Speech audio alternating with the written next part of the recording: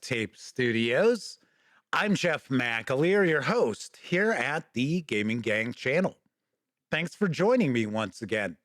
Today, I am going to share my review of the second chapter in the Season of Ghosts adventure path for Pathfinder from Paizo Inc. This is written by Joan Hong with additional writing from James Jacobs, Tan Xiao Han, and Grady Wang. This 96-page softcover is available now, carries an MSRP of $26.99, or you can grab just the PDF alone for $19.99. All that said, let's swing on over to the other camera because here I've got Let the Leaves Fall. A few things I want to mention before we dive on in. First of all, my friends over at Paizo Inc. were kind enough to provide me with this review copy. But neither I nor anyone else affiliated with the Gaming Gang has received any other sort of compensation for me to share this review with you.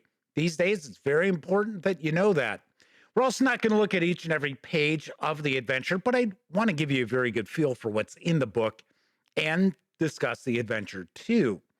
Lastly, as I just mentioned, this is an adventure. So if you're a player and you know your game master has picked up Season of Ghosts, or maybe they're thinking of running Season of Ghosts, definitely recommend tune out now because there is a major spoiler that I had to reveal in the review of the first chapter.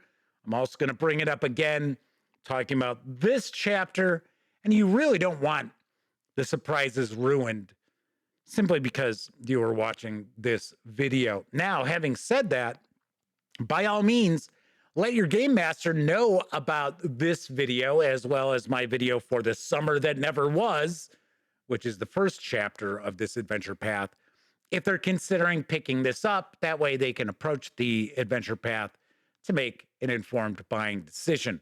All right, let's jump on in. Now, I know some of you who watch the Gaming Gang channel all the time might be wondering, why did it take Jeff so long to review this adventure? This has been out since I want to say early November, maybe even late October.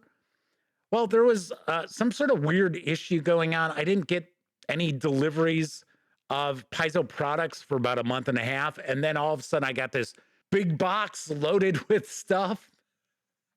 That's why. In fact, I even have the third chapter of this adventure path. I have not cracked it open yet.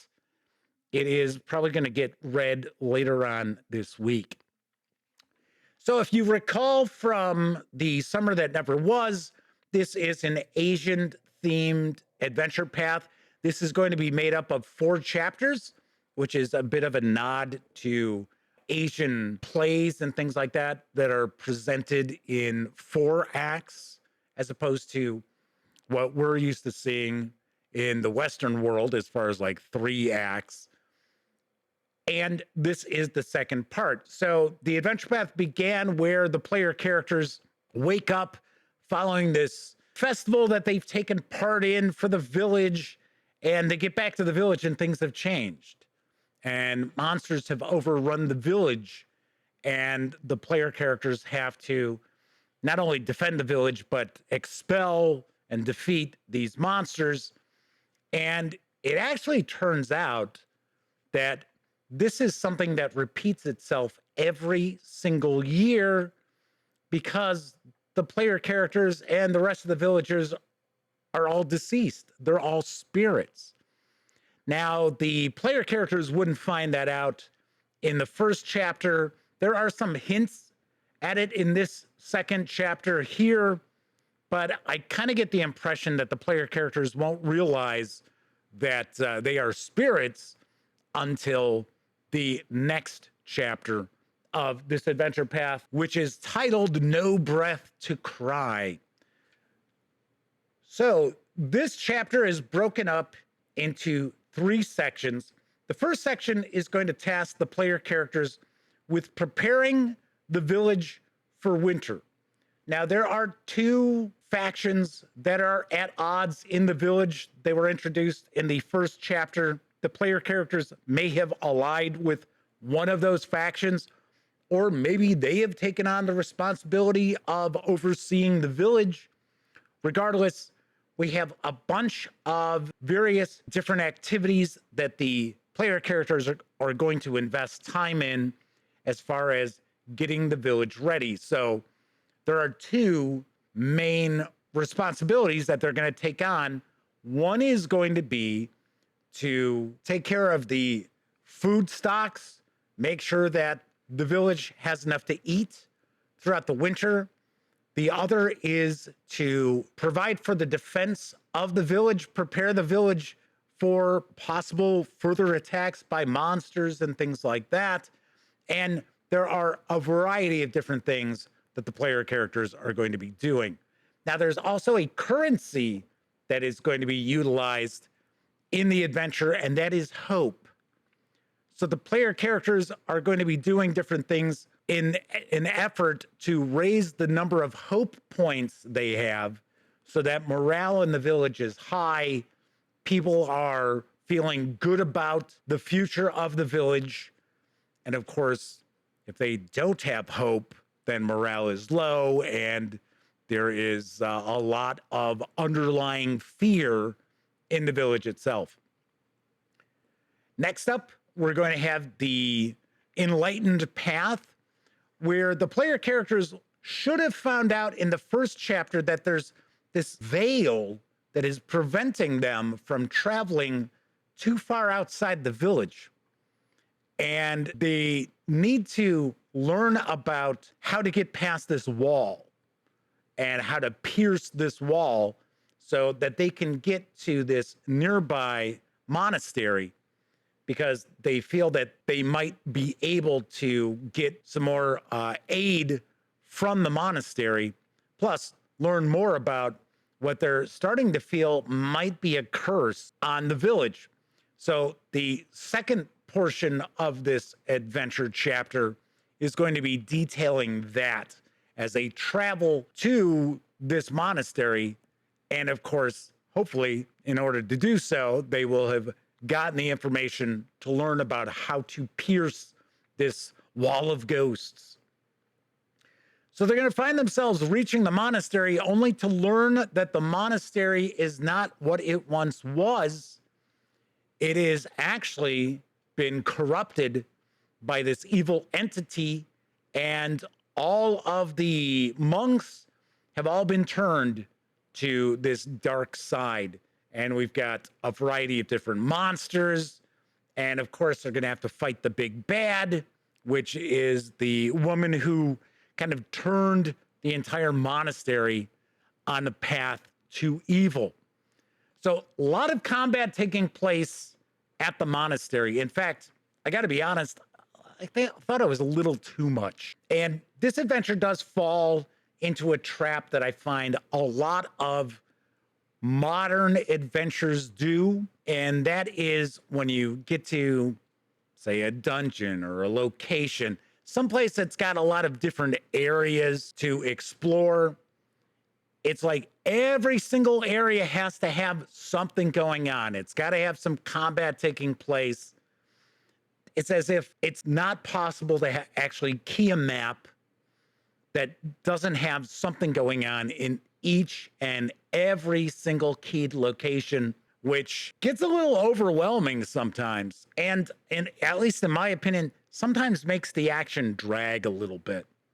It's not terrible, but it is something that I did notice where it's like every single room that the player characters enter in the monastery has something that they have to deal with.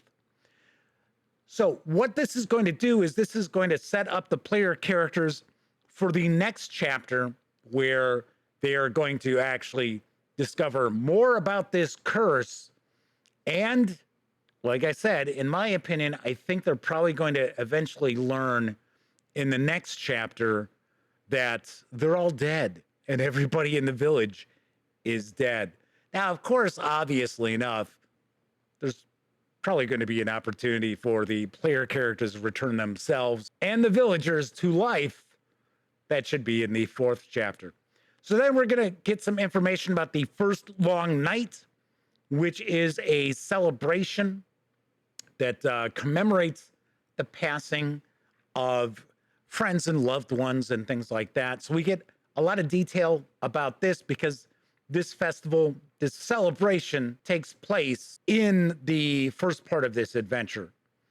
Then we're also going to get some info about Sangpachi, which is the belief in reincarnation for Pathfinder. So we get some pages devoted to this, and then we're going to jump on into our adventure toolbox, which is going to provide us with new items. We've got some new spells. We've got our big bad, as well, of course, our bestiary here. So far in this adventure path, I really like the Asian-themed creatures and ghosts and stuff like that. It's really, really cool. And I'm not familiar with a vast majority of these creatures and monsters and things like that. And they are really, really interesting and unique. So just give you a peek at that. And then, of course, we will get our... Well, this isn't actually our big bad. This is actually someone who helps out. There's our big bad. This is actually a helpful spirit. And that will bring us to the end as we wait for No Breath to Cry. So stay tuned. I will be sharing my thoughts about No Breath to Cry a bit later on, probably right after the first of the year. I will share that. So let's look inside Season of Ghosts, Let the Leaves Fall. All right, let's swing on over to the other camera so I can share some final thoughts as well as my review score. I like this Season of Ghosts adventure path to this point. I think the first two chapters are very well done. I'll be honest, I think the first chapter is a little stronger than this chapter here, Let the Leaves Fall, but I still think this is a very solid adventure altogether. I really, really like the Asian themes, these folklorish monsters and creatures and spirits and ghosts. And they're really, really interesting and things I'm not overly familiar with. So I was like, wow, that's very, very cool. I like that quite a lot. There's a lot going on in this chapter to keep your player characters interested. It's not all just the same exact thing. So in the first portion, they're preparing the village. So they're doing a lot of little different things. So they've got to get to a certain point where they feel that the village is ready to survive the winter, essentially without the player characters, as they go and set off to find how to get past this wall of ghosts. So that's the second portion of this chapter. And then we get to the final portion, which is at the monastery, which, once again, I feel is a little too heavy, skewed towards combat, not as much interactivity and negotiation, parlay, and things like that, which I like to see in adventures. I know a lot of people out there, they could sit back and just play combat encounters all session long. That's not my style. But still, this is a good, solid adventure, and I certainly do recommend it. So on a scale of 0 to 10, I give Pathfinder Season of Ghosts Chapter 2, Let the Leaves Fall, an 8 out of 10. I certainly do recommend it. I think it is pretty good, and I am looking forward to checking out the third chapter in the next couple of days, and I will be back to tell you what I think about No Breath to Cry. All right, that is it for this time out. If you liked the video, by all means, please give it a quick thumbs up. Subscribe to the Gaming Gang channel if you haven't already, and if you do subscribe, don't forget, ring that bell, because it'll not only let you know when I upload videos such as this review, it'll also inform you when my live stream, the Gaming Gang Dispatch, airs Tuesday, Wednesday, and Thursday evenings right here on YouTube at 7 p.m. Central.